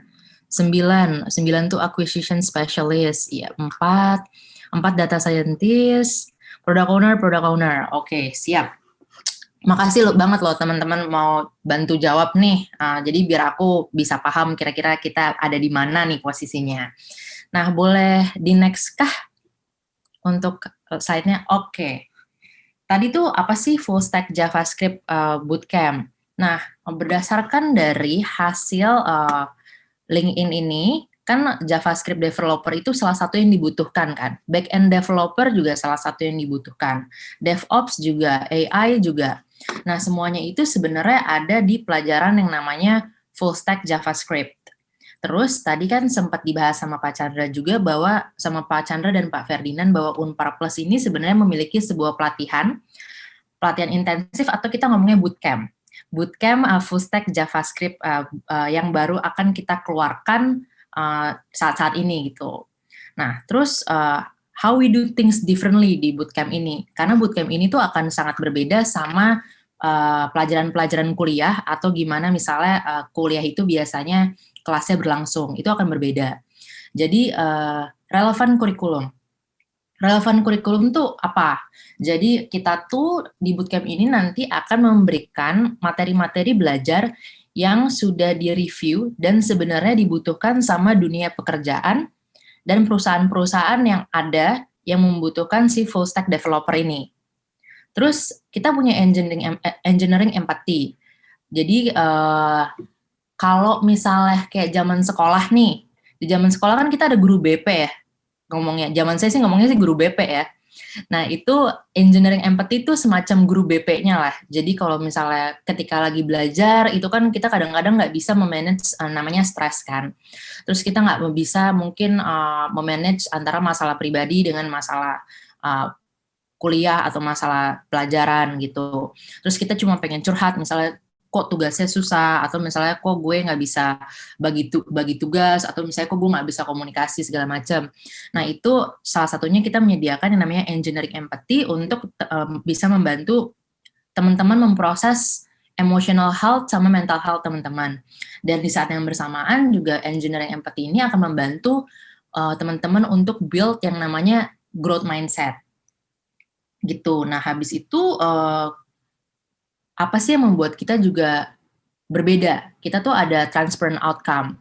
Jadi yang udah belajar di sini itu udah pasti nanti akan terlihat ke depannya bisa seperti apa dan hasilnya seperti apa. Terus boleh next lagi? Oke. Jadi pasti background teman-teman di sini kan tadi nggak ada yang hukum, nggak ada yang IT sama sekali ya. Nggak ada yang pernah belajar teknik informatika maupun hal-hal lain yang berhubungan sama developing.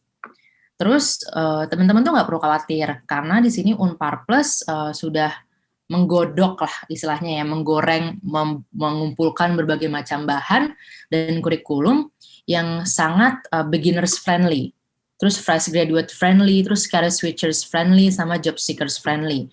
Karena tidak perlu memiliki latar belakang IT untuk bisa mengikuti bootcamp full stack JavaScript developer ini. Terus si Unpar Plus ini bersama saya dan Unpar Plus ini kita akan memberikan 16 weeks intensive learning, di mana nanti ketika sudah melewati 16 minggu ini, teman-teman tuh udah punya skill yang ready untuk langsung terjun di dunia kerja. Karena kan terkadang seperti saya tuh dulu akuntansi ya, akuntansi perpajakan, dan ketika saya ke dunia kerja ternyata sangat berbeda dengan apa yang saya pelajarin ketika saya kuliah. Nah, kita kan nggak pengen bootcamp ini, teman-teman ketika keluar bootcamp ini tetap nggak bisa, malah nggak bisa ya untuk mengaplikasikan skillnya. Jadi jangan khawatir, di kurikulum di bootcamp ini tuh kita udah ada yang namanya professional job ready kurikulum untuk teman-teman bisa bawa ketika nanti teman-teman langsung ke dunia kerja gitu. Terus next lagi. Terus apa sih? Dari tadi kan aku ngomongin full stack JavaScript bootcamp, full stack JavaScript bootcamp. Jadi kita akan mulai ngebahas lebih deep nih, full stack JavaScript bootcamp itu apa. Boleh tolong next?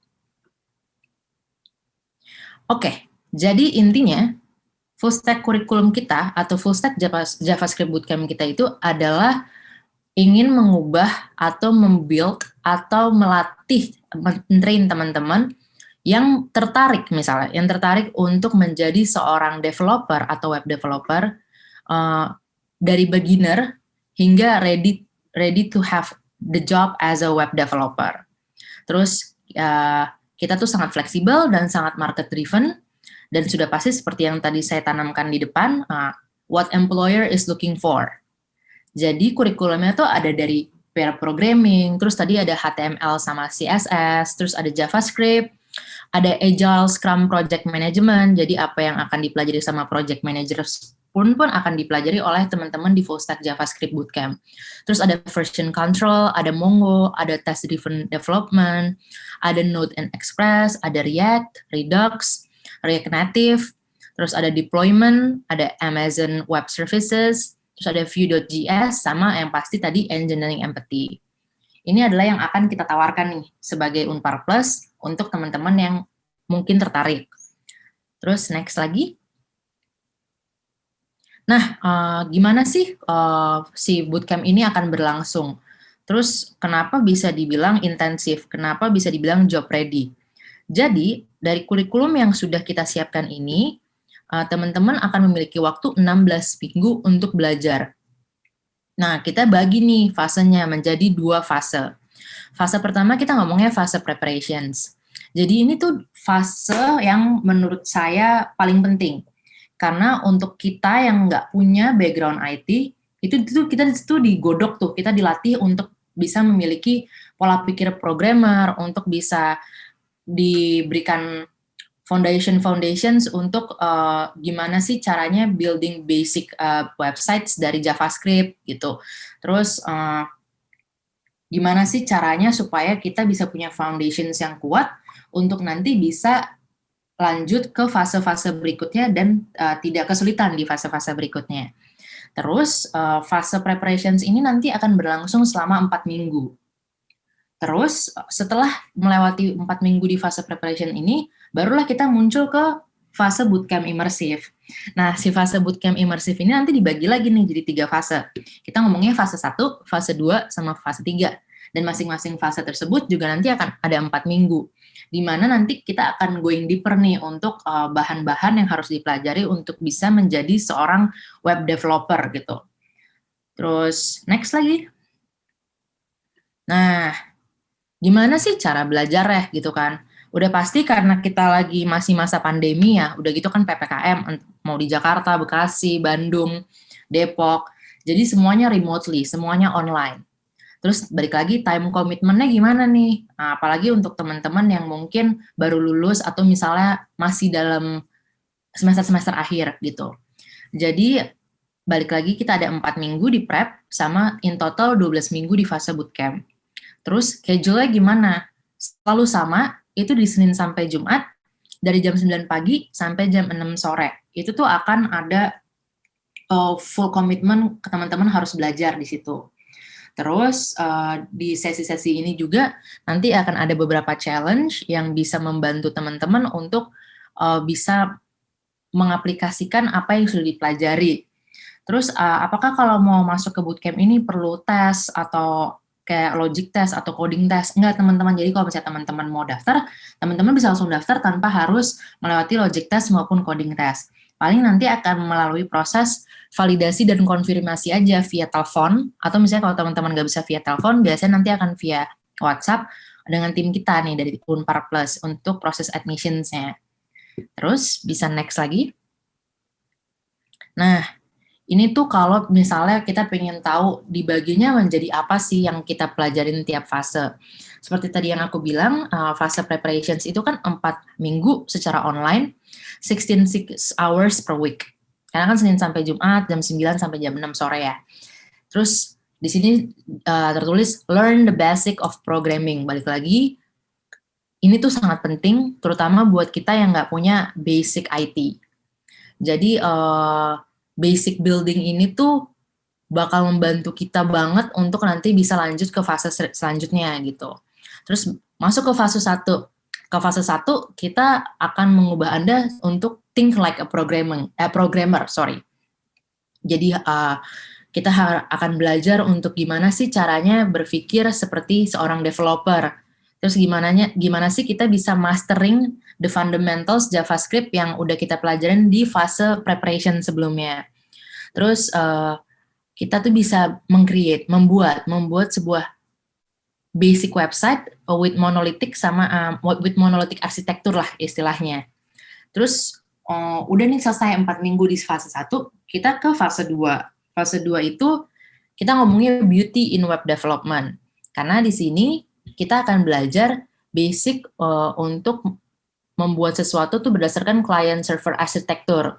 Terus gimana caranya kita bisa membuat sebuah database yang lebih fleksibel. Terus dari depan sampai ke belakang gitu. Terus students will also learn the FE framework view to create more sophisticated UI. Maksudnya adalah apa sih UI ini? Kan kalau misalnya kita buka sebuah website atau sebuah aplikasi, penampilan tuh penting ya teman-teman.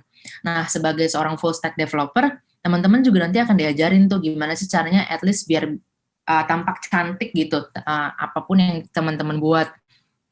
Terus di fase 2 ini, di end of fase 2 ini, teman-teman juga akan mempunyai portofolio nih, untuk bisa ditunjukkanlah ke potential employers, bahwa saya pernah bikin ini loh ketika saya lagi belajar di bootcampnya Unpar Plus gitu. Terus setelah melewati fase 2, kita masuklah ke fase 3.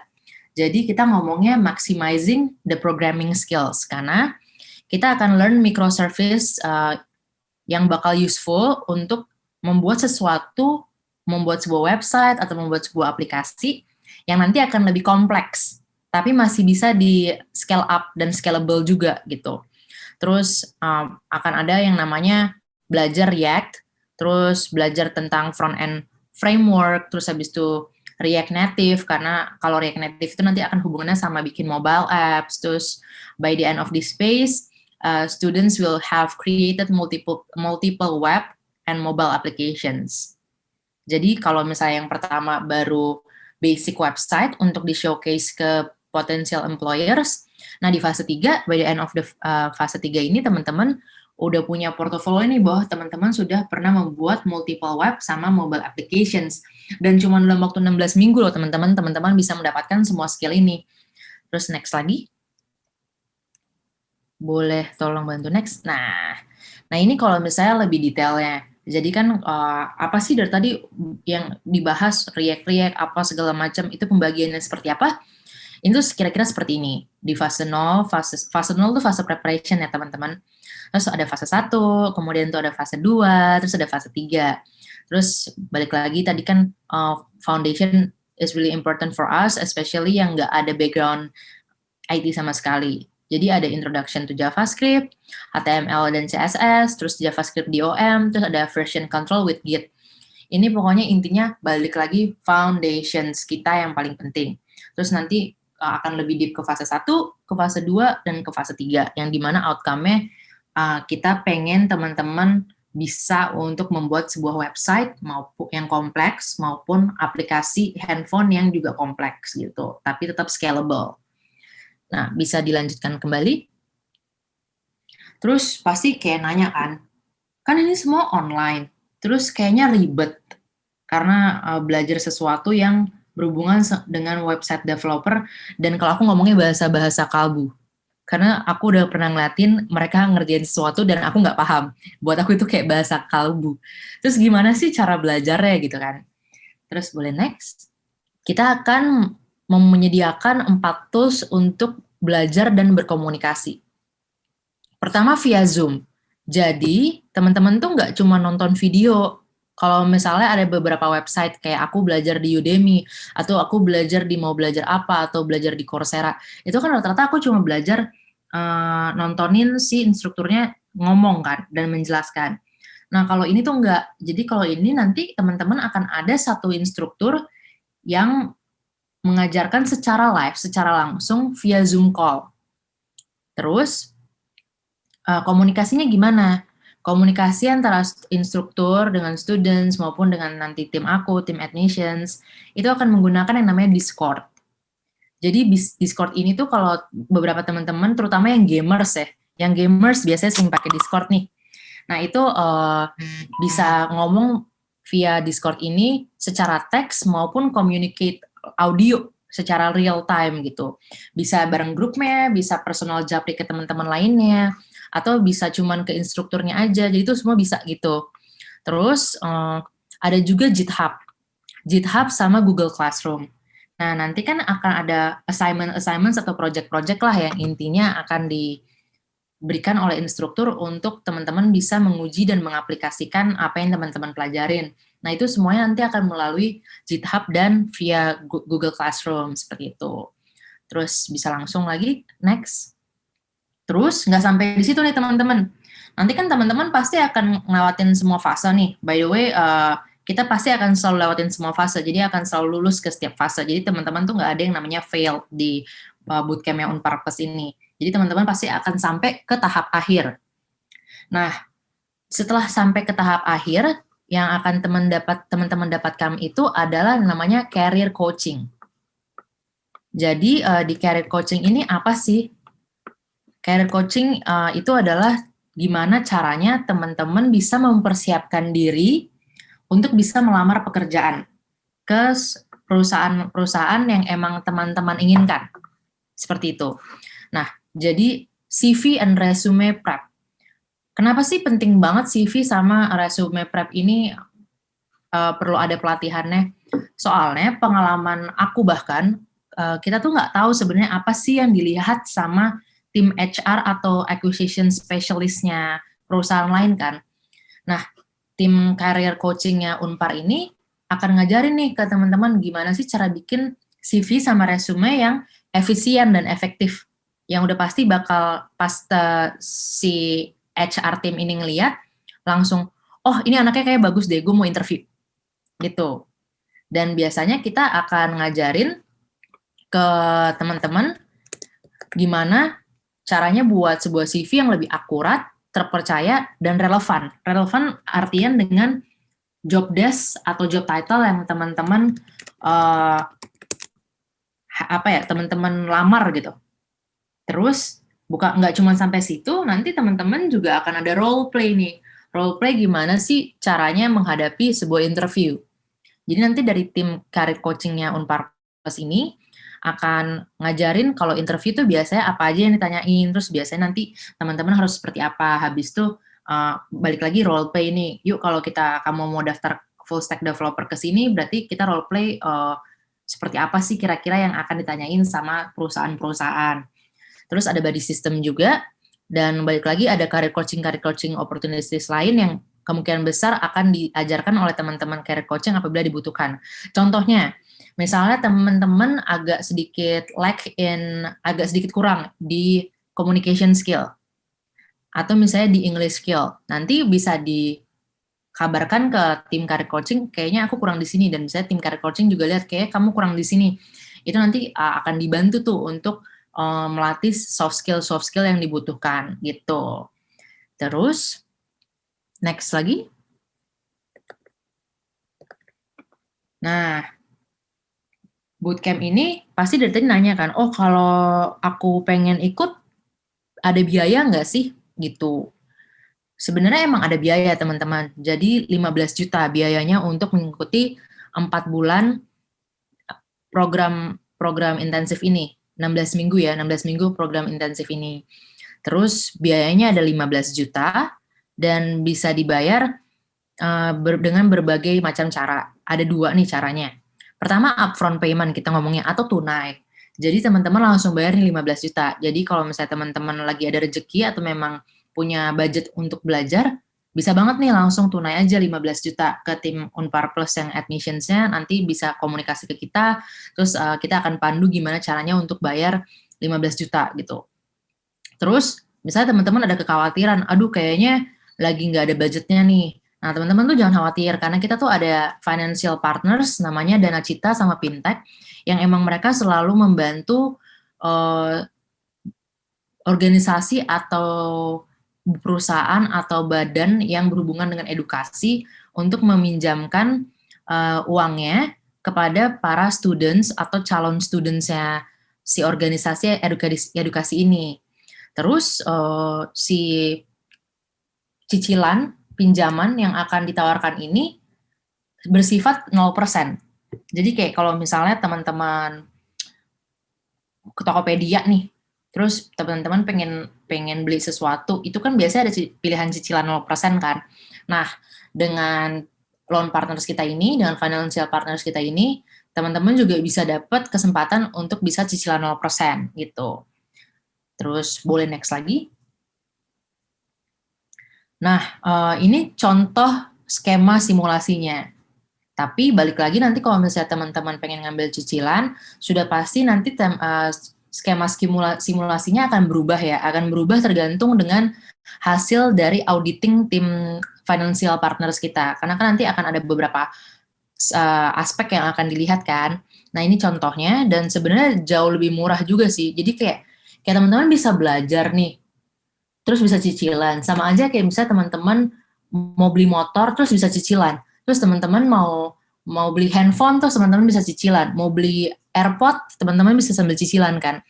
Ini juga kayak gitu. Jadi kita pengen teman-teman bisa belajar tanpa harus memberatkan di awal dengan bayar langsung 15 juta gitu. Dan kayak apakah ini mahal? Kalau menurut aku sebenarnya ini sangat worth it sih teman-teman. 15 juta, teman-teman bisa belajar selama 16 minggu. Terus ketika teman-teman selesai belajar dari 16 minggu ini, teman-teman udah punya job ready skill yang bisa teman-teman bawa dan teman-teman aplikasikan langsung ke dunia kerja gitu. Jadi kalau menurut aku ini investasi yang sangat menguntungkan sih. Sangat menguntungkan, dan kalau aku ada kesempatan pun aku pasti mau ikutan gitu. Terus boleh next. Nah, dari tadi kan ngomongin JavaScript Bootcamp gitu. Di sini ada nggak sih yang tertarik untuk kira-kira baca-baca dulu atau mendaftarkan diri atau untuk ngobrol-ngobrol sama tim aku gitu. Nah, kalau misalnya teman-teman tertarik nih, teman-teman bisa langsung ke www.unparplus.com courses/JavaScript Bootcamp. Nah, ini tadi tim kita Unpar Plus juga udah nulis di chat, apabila teman-teman tertarik atau ingin berdiskusi terlebih dahulu deh ke kita, itu bisa klik si website ini dulu. Terus kalau misalnya teman-teman pengennya langsung aja nih ngobrol-ngobrol biar langsung bisa tektokannya enak lah ya, ngobrolnya lebih santai, nanya-nanya dulu, terus misalnya pengen tanya lebih lanjut keuntungannya apa ya, terus aku masih kuliah, enaknya gimana nih, atau misalnya Mbak biasanya nanti kalau full stack developer selesai dari program ini jadinya apa, aku bisa dapat kerjaan apa gitu. Nah itu bisa langsung hubungin kita di nomor ini juga 0815 858-11857 gitu. Dan kalau misalnya teman-teman masih ada yang ingin ditanyain nih, bisa langsung juga klik di kolom Q&A, terus chat langsung di situ aja apa yang ingin ditanyain ke aku atau ke Pak Chandra atau ke Pak Ferd perihal si bootcamp Unpar Plus FSJS ini. Sekian sih kalau dari aku, Pak Chandra, apabila ingin di take over boleh. Baik, terima kasih Bu Monica. Jadi ini betul-betul tidak harus untuk mahasiswa IT ya. Jadi orang non IT pun dipersilahkan banget karena itu kita mulainya dari kosong, dari zero, dari nol. Tepat sekali, Pak.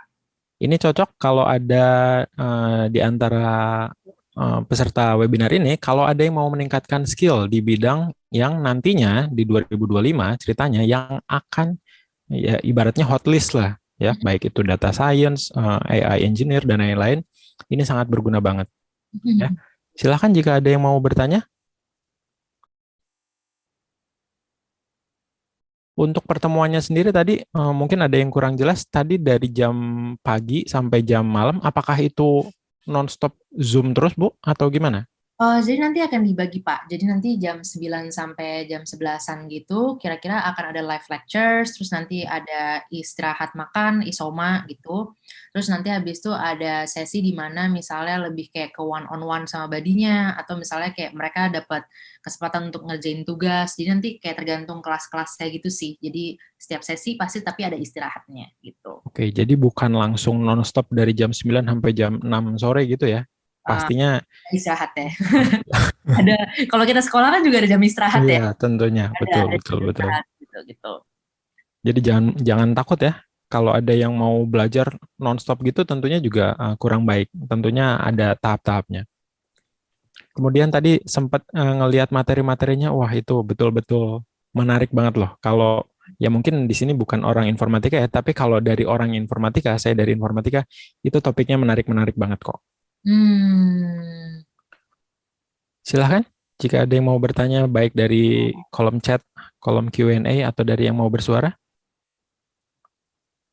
Masih malu-malu ya. Kayaknya di sini juga ada yang dari informatika kayaknya. Ya, cuman masih malu-malu. Ya, harusnya jangan malu ya. Mumpung ada waktunya, kesempatan tidak datang 2 kali. Langsung saja. Oke. Kalau misalkan masih malu-malu, takut gitu ya, karena di sini rame-rame, takut kelihatan, oh saya kurang kompeten dan lain-lain, boleh nanti kalau via Japri, nanti bisa mengunjungi www.unparplus.com/courses/javascript bootcamp, atau tadi dari nomor HP yang sudah diberi oleh Bu Monica. Baik, dengan ini saya ucapkan terima kasih dari Pak Ferdinand, Bu Monica, dan juga tim. Ya, terima kasih juga pada para peserta webinar sudah hadir dari awal sampai akhir. Semoga ilmu yang diberikan oleh tim dari Hacktivate dan juga mudah-mudahan kita bisa bekerja sama lagi dengan Unpar Plus gitu, supaya tidak hanya sekali saja, sekali terus sudah putus, tentunya kita akan menjaga hubungan. Dengan ini saya ucapkan selamat sore, selalu jaga kesehatan, semoga tidak terkena COVID dan lain-lain, pokoknya tetap jalankan prokes, ya, protokol kesehatan. Mungkin ada tambahan dari yang lainnya? Tidak. Baik, terima kasih, selamat sore semuanya atas waktunya. Sampai berjumpa lagi di webinar selanjutnya. Sampai bertemu lagi semuanya. Terima kasih.